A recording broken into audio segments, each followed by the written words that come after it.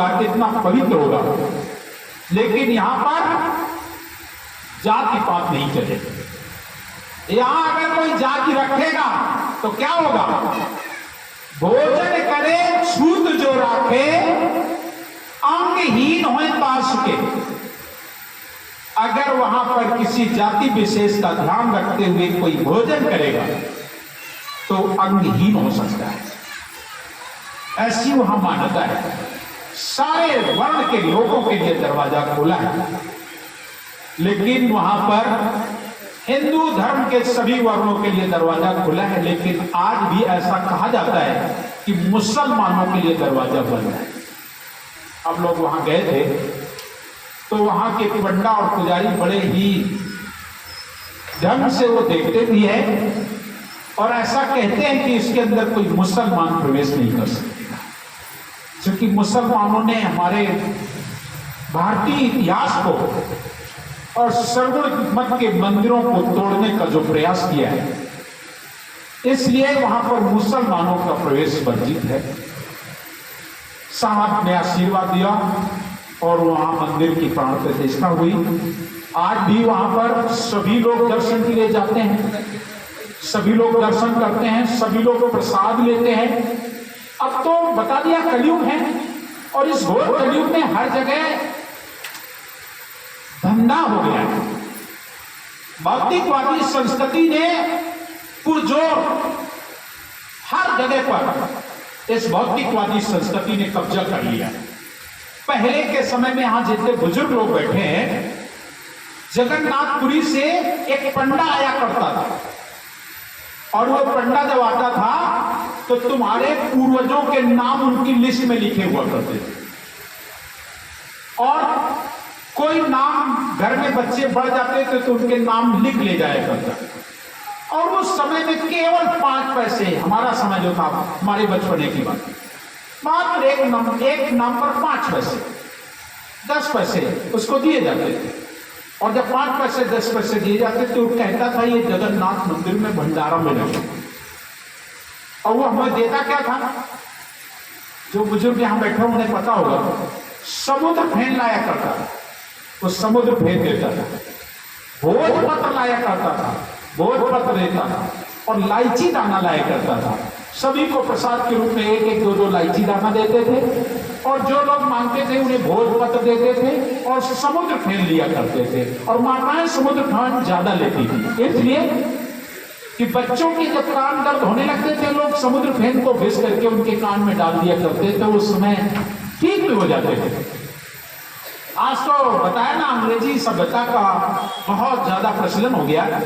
आज तो किसी को जुकाम हो जाए तो तुरंत जाएगा डॉक्टर के पास, और डॉक्टर साहब 100-150 रुपए की दवा आपको जुकाम की दे देगा ना, और आप बड़े खुशी खुशी ले आओगे, खाओगे।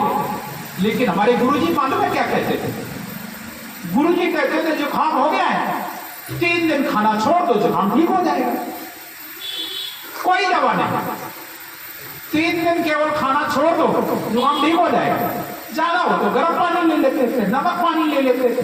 और आज भी जब जुकाम ज्यादा बिगड़ जाता है तो आज बड़े बड़े डॉक्टर भी आपको सलाह देते हैं कि गर्म पानी का बफारा लो जाकर, बताते हैं पुरानी पद्धति कहीं जाएगी नहीं। तो उस समय ये होता था, तो जगन्नाथ मंदिर की स्थापना हुई और आज चल रहा है। आज रथ यात्रा है, ये रथ यात्रा 2-3 दिन चलेगी, और अब की बार उसने 8-10 लाख लोगों के पहुंचने की उम्मीद है। अब आप सोच सकते हो कितनी बड़ी भीड़ होगी। और आज से भगवान जगन्नाथ मंदिर से निकल के गुलीचावाड़ी जाएंगे, और गुलीचावाड़ी में रहेंगे, वहां भोजन भंडार चलेगा। बहुत सुंदर बाजार में गया हूं, देखने के लिए बहुत अच्छा लगता है। लेकिन मैं केवल अपने सदगुरु के दर्शन करने गया था। जगन्नाथ मंदिर तो गया था, देखने गया, घूमने गया, क्योंकि कबीरपंथ से इसका रिश्ता है। जब कबीरपंथ से रिश्ता है तो हमारा भी रिश्ता है। सबसे बड़ा एक और रिश्ता है कबीरपंथ का इसमें।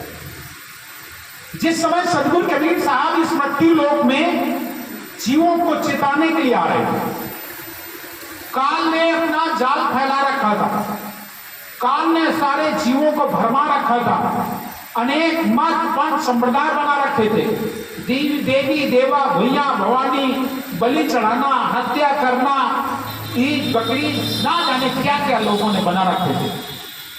यह जीव जब भ्रम में फंस गया और अपने निज लोक नहीं जा रहा है, अपने निज घर नहीं जा रहा है, भटका हुआ जीव, तब सदगुरु उस मन में विचार करते हैं, सोचते हैं ये तो जीव गया था मृत्यु तो लौट के ही नहीं आ रहा।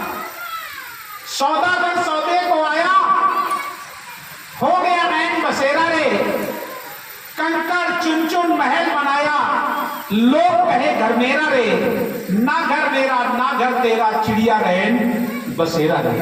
लेकिन हम लोगों ने इसी महल को अपना बना लिया है। सदगुरु इस बात को विचार करते हैं, भोला भाला जीव, सीधा साधा जीव, और निरंजन जी के चाल को नहीं समझ पाया और निरंजन जी की चाल में फंस गया है। तब सदगुरु आए और आते हैं तो प्रथम निरंजन जी से ही भेंट होती है और निरंजन जी ने साहब को डराना चाहा। उसने अपना विराट रूप बनाया, 60 सहस्र सुन, 1,20,000 भुजाएं, 50 करोड़ योजन का अपना रूप बना के, विराट रूप बना के साहब को डराने का प्रयास किया। लेकिन साहब को कौन डराएगा? साहब तो तुम्हें भी कहते हैं संशय रहित होवे जो प्राणी, जन्म मरण की छूटे खाने। संशय को छोड़ दो, काहे भय करत हो निर्भय तू सदैव जान। क्यों भय करते हो? किसका भय करते हो? तुम निर्भय हो जाओ, कहे कभी निर्भय हो जा घर में, तुम कुंजी दे तो ताला खुलेगी, तुझे तो निर्भय कर रहे हैं साहब। लेकिन आज भी आपके मन में भय रहता है और हम लोग जरा सा भी दुख पड़ गया, बहुत सारे लोग तुरंत अपनी कंठी उतार के रख देंगे, ये गुरु जी नहीं पड़ेगा, लोग कंठी उतार देते हैं, इधर उधर जाके भटकना शुरू कर देते हैं। लेकिन मालूम है कष्ट वो चीज है किसी को नहीं छोड़ा। कोई बचा तन धर सुखिया, कोई न देखा जो देखा सो दुखिया। कोई सुखी मिला? जिन्हें आप भगवान कहते हो वो नहीं सुखी। भगवान विष्णु को श्राप लग गया, भगवान शंकर को श्राप लग गया, ब्रह्मा जी को श्राप लग गया। ये सब लोग श्रापित, सबका श्राप, सब दुखी, सब कर्म के बंधन में बंधे हुए। अब आप बताओ कोई बचा? ये संसार ही ऐसा बना दिया गया, कर्म के जाल में सबको उलझा दिया गया। माता सीता जिसे जगदम्बा कहा जाता है, जिसे आदि शक्ति कहा जाता है, जिसे दुर्गा कहा जाता है, वो आदि शक्ति होने के बाद भी तुम मुझे बताओ उसको कभी सुख मिला?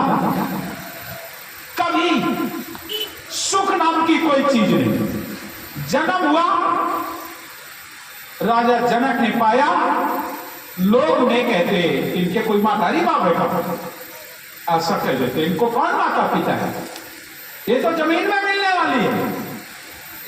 भगवान राम का जब विवाह हुआ तो यही बात हुई थी।